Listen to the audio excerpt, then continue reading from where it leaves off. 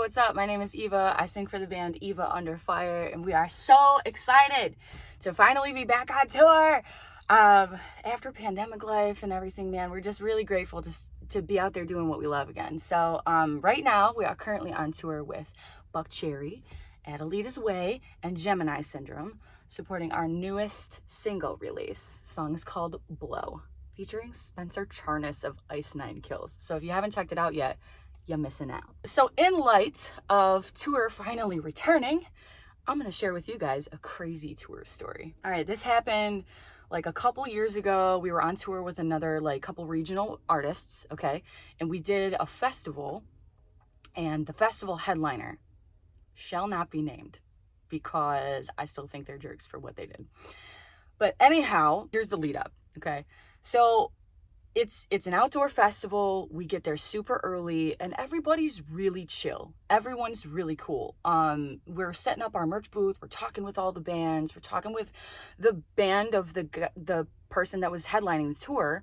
Everybody's really cool, you know? So as I'm chatting though with this person, I'm looking at the clouds and I'm like, are we gonna be all right? You know, what if it rains? Are we gonna get rained out? What does it say? You know, have you guys checked with what's going on? And they're like, yeah, no, they have a tent or whatever for the board. You know, you realize I was talking about the soundboard because separate from the stage was covered, but the soundboard wasn't. So I was like, all right, this could be sketchy, but we'll figure it out. I'm sure they know what they're doing, right? Sure enough, man, it was downpour for an hour. Come to find out, they did not have any tent there, so everything got rained on, and the actual equipment for the soundboard was ruined, totally wrecked. So what happened as a result was obviously everything got pushed back. They didn't want to cancel everything because eventually the rain did let up, but they had to rent another soundboard and everything. It was crazy. It was wild. They had to hustle, get everything crazy urgent, you know, sent to the site. So as we're waiting and we're waiting and we're waiting and we're waiting, and a bunch of local support didn't even get a chance to play. They all had to get sent home, you know, and then finally they came up to us as a support act and they were like, you guys got 2 songs. We were like, what? I mean, all right, you know, cool, at least we get a chance to play, you know, let's do this. We've been here all day, at least we get a chance to play. So they were like, all right, cool, 15 minutes, we're rolling. You know, we were like, okay, what about checks, you know, sound check and line check at least, just to make sure stuff's on. They were like, dude, we don't have time, we need to go. You know, we were like, all right, well, we get up there, just do our thing, you know, figure it out. We're doing it live, you know. We're like, okay. So we get up there and we just started playing. We got up there, we plugged in all our stuff. They were like, all right, green light, play your songs. You know, we were like, okay. So we get up there, we start playing, and we're done with the intro, and I have to come in with the verse, and I start singing, and nobody hears me singing. I had no microphone, none. My mic was turned on. I did my thing. I hit the button. No mic though. Not coming out of the stage monitors, not coming out of the front of house, no mic. At that point, I lost it. Admittedly, I had a little bit of a meltdown, a little bit. And I was like, cut it. You know, I'm turning to all my bandmates, cut it, you know. And I just threw my hands in the air because they can't hear me. I don't have a microphone, you know. So I can't even tell the front of house what's happening. So I waited till it was dead silent. Side note, this is why I don't swear on stage anymore either, because I'm pretty sure this is what almost caused Armageddon that day. It was where the swear word is my microphone? And I could see it dawn on the face of the sound guy, right? He was like, oh, you've figured out what I was trying to tell him, you know? So they were scrambling, trying to get to the stage and fix the problem. They get to the stage, they fix the problem. We're halfway through the second song, you know, and the headliner comes out front of the stage, and we thought they were there to cheer us on and be cool, and we'd all been through a stressful day, right? Thankfully, Also, this is why I love rock music fans, because it didn't matter what went on stage, right? They don't care. They're still there for a rock show. So like everybody was having a ball, you know, they were fun. They were loud. Their hands were up, right? Same deal. Like they don't care what happens. We're doing it live, you know, so everybody was having a great old time. So I thought they were there cheering us on. They were not there to cheer us on. They were mad, so mad. I was like, why are you mad, bro? What happened? So come to find out, they had this look on their face and they're flipping us off and they're like yelling and, you know, whatever. Then he took the guy from the headlining band, took a water bottle and like faked like he was going to throw it at me, like to make me flinch on stage. Like he didn't let go, because then it would have really been a war.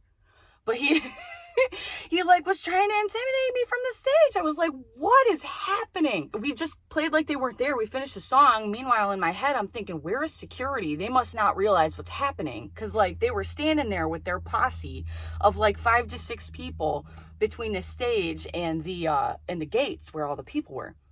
So like they could have hopped up on stage and really made a problem, right? So they whatever, they just continued to like heckle us and like yell and scream nasty things at us from the stage. So like as we're getting off the stage, we're literally like, songs are done, we're packing up, we're getting all our stuff, right? We're trying to like load off stage super quick so that they can get on stage. But they were still making it a problem. They were like blocking the exits from side stage and still yelling and making a big deal about it. And like the one guy came toward my guitar player, my rhythm guitar player, and he like changed that thing from a guitar to a weapon so fast. I'd never seen anything. I was like, no, this is not happening. This can't happen. Nothing actually ended up happening within that moment. Like if that guy would have swung, I'm pretty sure my guitar player would have also swung, but he would have swung his guitar. Like, I'm not playing with you. Get away from me. That's all we wanted. We just back up so we could get off stage. They didn't. So finally, the one guy was even heckling and trying to like sling insults my way. And then my other guitar player turned around and he's like 6'6", big dude. He was like, you want to watch what you say, because that's our girl. So like, don't make this any worse. He didn't. They shut his mouth. It's like, what is happening? So they finally let us off the stage. They're still continuing to make things a problem. And I think at that point, security figured out what was happening. So like, I'm like getting down off of the, like from the ramp on stage, and I see out of the corner of my eye, there's like troops being sent in. There's like 4 security guards this way, 4 security guards this way. They're coming toward the stage real quick. And I was like, oh no, right? I'm thinking this is going to be the end of it. Cause like, this is a small, everybody knows everybody in the rock music community. You know what I'm saying? Like, and I just didn't want it to be like, we started the problem. Okay. Cause like, no, but we're a support act. Nobody's going to believe that it's the headliner that's causing the issue. Right. We get off of stage. We finally, like, security came over and they were like holding them back from trying to get to us. And it was like a movie, you guys, for real. My bandmates turned to me. My guitar player takes me by the shoulders. He goes, we're going to go over there and figure out what the problem is. You're going to take the keys to this van, because if we don't come back to the van, you're going to take all the gear home. I was like, what do you mean not coming back? What do you mean things are going to go bad? Yo, you can't go over there. It's like, at this point, I was a little bit more like, I was probably less panicky and more heated. Like, no, take me over there. I want to go too. They were making me mad. I want to go. You know, I'm 5'2". Nobody takes me seriously. So they were like, no, you got to take the gear home if we don't come back. I was like, this is insane. So they walked over there and I like I said, movie scene. It's nighttime. The headliner is like standing by himself under a lamppost with like a cigarette, you know, and I'm watching my bandmates. He doesn't know what's coming. They're walking over there with their crew, like strong, right? There's like 5 of them over there walking toward this unsuspecting dude that caused this issue. And come to find out that there was no, like, once he like turned around and saw what was happening, they were like, look, we're not here to cause a problem, but like, what did you think happened? Because we did not say what you think we said, or like whatever happened was not what actually went on. He said, no, you know, somebody told us you guys were talking mad you know, stuff about us, and we were like, what do you mean? We didn't have a microphone. The only thing we said was, where the bleep is our microphone? Like, there was all that was said. He was like, dude, when I figured out what was actually going on, you know, I didn't mean to do all that stuff. It wasn't supposed to happen that way. We just thought it was something different. That's not what happened. So, like, they talked it out. He backed up. Nothing actually happened. They just did this the whole time. You know what I'm saying? So don't run your mouth when you're on tour. It'll be a war. Okay? Like, for real, like, just be nice. Everybody's so nice. The moral of the story is that's why I don't swear on stage anymore. And we just really like to meet other nice musicians, because that one experience had us like freaking out. We were like, is this what it's like? I'm here to tell you that's not what it's like. There's just the occasional D-bag that's out there doing their own thing. And, you know, you can't account for everybody. But most people are super cool. Super, super cool. So that's my crazy tour story. We all did get back in the van and we were able to go home. Nobody got arrested that day. So, but yeah, when you're on tour, be cool. Because everybody else is probably cool. And you're going to be the one that stands out if you're not cool. So. Thank you guys for all of your love and support. Go stream below. I'll see you out there on the road.